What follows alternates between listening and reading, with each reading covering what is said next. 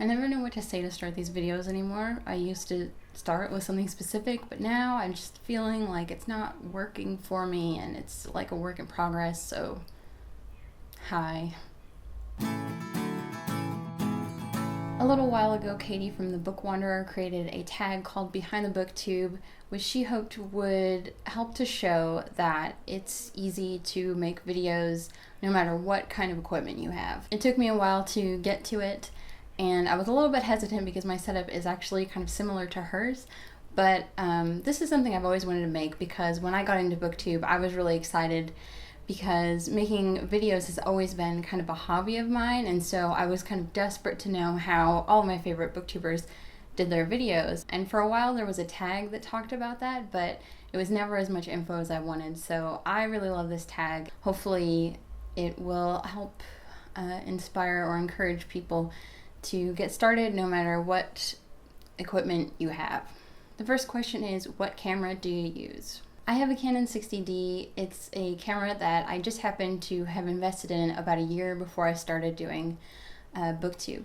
But one of the reasons I picked the 60D was because I knew some of my favorite YouTubers used it, so I thought if I ever had the guts to go for it, that it would be a great camera to have. It's a pretty good camera and I really like it, but I would definitely say that you need some skills to get it started, or you really need to study and understand it, watch videos and stuff like that, because since the beginning I have made pretty decent videos, I think, but at the start I didn't have everything worked out right. I didn't have the settings great, and I think I could have been better. Question number 2, do you use any additional equipment? Yes. When I started, I just used my camera with the kit lens, which was great and easy. And I'll talk more about that later and how I did that. Eventually, I started in February, so as we were kind of rolling into the fall and winter months, I realized it was going to be really challenging for me to film. I don't have a lot of light coming into my apartment, so I spent $90 and got these softbox lights. So the softbox lights were not too expensive. I'm sure you can get them cheaper. And my biggest complaint is that they were kind of hard to figure out. Once again, it was hard to get my camera settings right and the setup right so that they didn't reflect in my glasses. And in some videos you'll see, depending on how I set up, that right there you can see them. But anyway, that's a pain. The only other thing I use is an H1N microphone. This was also a very recent purchase. I didn't have it until maybe like 4 months ago. It's really cool because you may have heard of the like H4N, which I think people use for like podcasting and stuff. The H1N is small, it's plastic, it's really simple, and it does the job. The hardest part about having it is that sometimes I have to adjust my settings in the video to make sure that my sound is loud enough. I'm also going to show you the zoom as it's recording right now and what it's sitting on. Because you kind of need it to be up closer to you, so I have it sitting on some books and on a little table. There's only one more thing I have, and that is this Targus tripod. I got it for like $25 at Walmart, and it works. Funny thing, for the longest time it was crooked, and I don't know why, but I hadn't screwed something in properly, and so I thought that it was just a terrible tripod, but it turns out it was me. The next question is scripted or spontaneous. How do you plan what you're going to say in a video? This really depends on my content. I'm filming this video right now, and I've written down notes about my setup just so that I stay on track. Usually with reviews I wing it. If it's a really important book, I try to take notes, but most of the time I just say whatever comes out of my mouth, which has its disadvantages. Like Katie said, sometimes when I read a script it just sounds awful because I'm not a good actress. I'm not good at, reading stuff and having it sound natural, especially when you're on camera. How many takes do you do when filming is the next question. As many as it takes, really. And depending on how much time I have, how much time I want to invest in the video, I will repeat a sentence until it sounds good to me. Since I'm winging it, sometimes I will repeat random things and pick which sounds best, and maybe I'll try to input a little bit of footage here to show you what it's like when I'm just talking, and then you can kind of see what you're missing, what I'm chopping out, ruthlessly chopping out.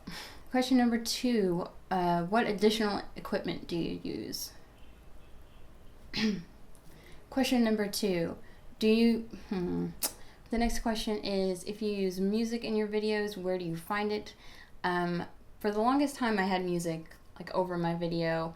I decided to take that out because I've heard that it makes it harder for people who maybe can't hear or something like that to, understand what you're saying. That's also why I'd like to caption, but I'm really lazy. I'm going to try to do better with that. So right now I put a little bit of music at the end of my video, and it comes from the YouTube library. It's called Lilypad or something like that.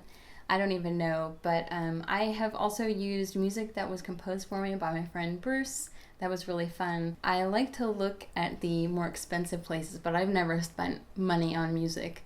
But there's places like Audio Jungle. They do kind of like $15 to $20 royalty-free music. And then I really like the Music Bed because they have all sorts of amazing music. And that's a lot more expensive. I don't know if I could do that. How do you make your thumbnails is the next question. I basically I used to spend time posing in front of the camera while video was running so that I could get a good picture. A lot of times now I don't do that because I don't always hold up books for the thumbnail, so I just kind of pick a smiling frame from my video and take a screenshot of it, and that seems to work just fine for now. Something I do because I use Photoshop, I have my thumbnail set up in layers. So I have the picture, I have an overlay that gives me a little more ability to put text on top, and then I have the text, and that way I can just slip in the picture, change the text, and save it out. It's pretty easy. The next question is, what do you do to edit your videos? I use Adobe Premiere Pro, but there's a reason for that. A lot of people, when they get started, they use iMovie, and I've done that in the past when I made videos before Booktube.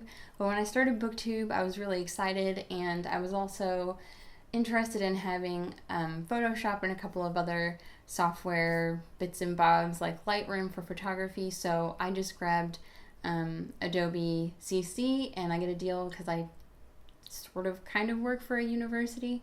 So it's not as expensive if you have that kind of a discount. I don't think I would have it if I weren't using it so much, but I really like it. I don't think I'm using it as much as I could be. Like, there is potential for so much more, and I'm always learning, but it's really fun, and I'm glad that I have it. Any tips, tricks, or hacks when it comes to filming? I used to film with no lights, and the best thing I can say for that is sit in front of a big window with lots of light. And you want to do it at a time of day when it's not going to change a lot, but I mean, that's kind of something you have to deal with no matter what, so whatever. I use a lot of books to hold up my camera. In fact, before I got this tripod, like 5 or 6 months in, I always used books to hold up my camera, and it totally worked. And now I use it for my microphone as well. I had some thoughts when I first saw this video from Katie about like tips and stuff like that, but now I can't think of them.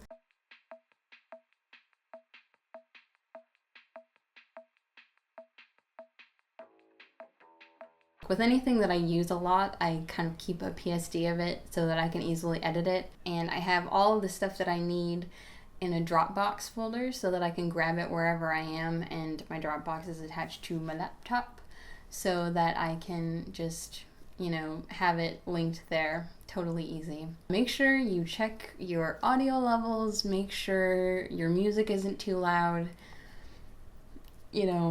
easy things. Oh, what I do with my microphone is I turn them both on at the same time, and then I clap, and I use the video and the audio, and I kind of sync it up based on that. And then I mute the audio from the camera because it's not good. But it worked fine when it was all I had. It's really, really great. That's all I can think of, but if I think of more, I'll put them in the description box below, so be sure to check that out, expand it, see if I've added anything. The final question is, in your opinion, what makes a good video from a production standpoint? Here, I think, are the most important things. 1, I need to be able to hear you. You don't have to have amazing audio as long as it's easy to hear and kind of overshadowed by music.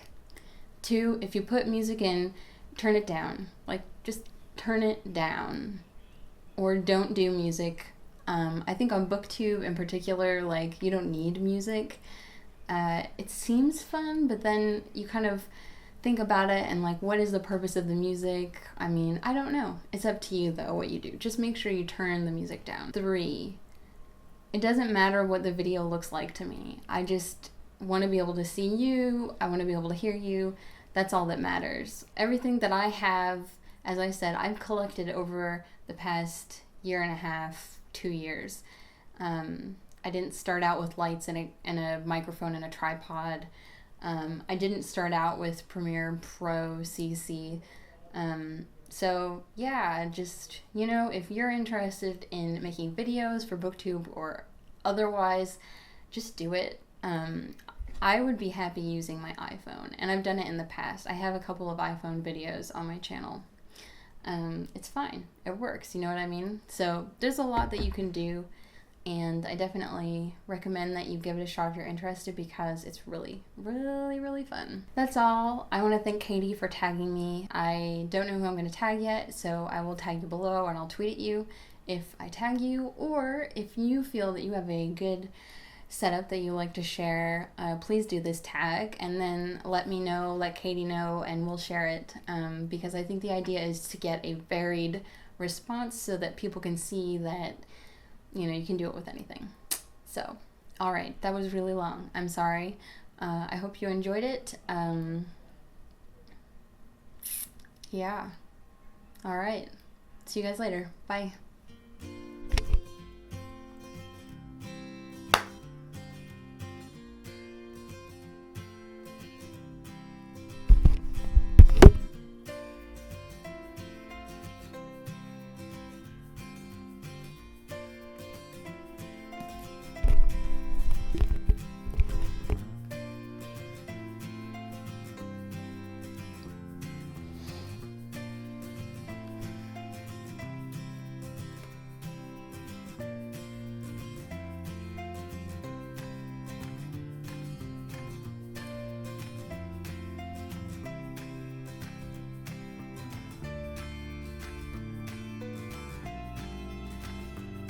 Hello again, and welcome.